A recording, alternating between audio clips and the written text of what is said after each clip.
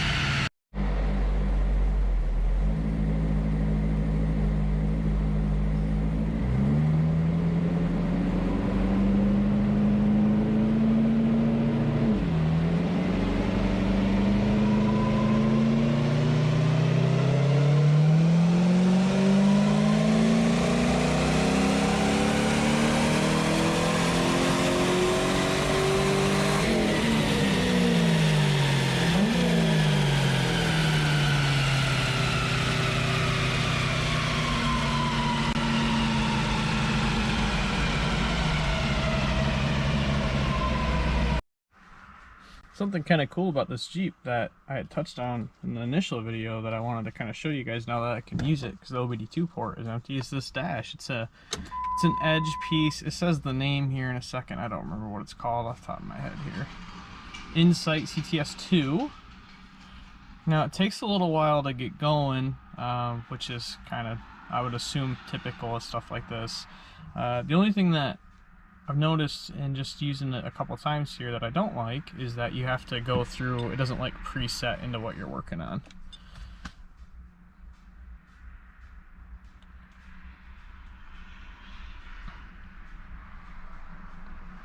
But as it's setting up here, it's kind of got a neat display. I don't know how customizable it is. I'm sure you can select the different channels and whatnot. I didn't mess with it that much, but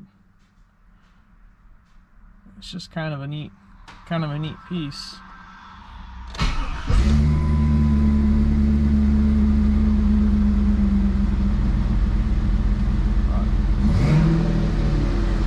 Yeah, it's not super fast or anything, but it sure looks cool though. Alright, just wrapped up with the Jeep. Made a pretty decent number comparing that thing to a, say, Trailblazer SS full-time all-wheel drive deal. They typically make 270, 260-ish stock. This thing made 314.9, so say 315 wheel and 313 foot-pounds of torque. Peak power was around 5,800. So yeah, it'll be a good toy for what he's doing with it. It's just a toy specifically, so it'll be a lot of fun.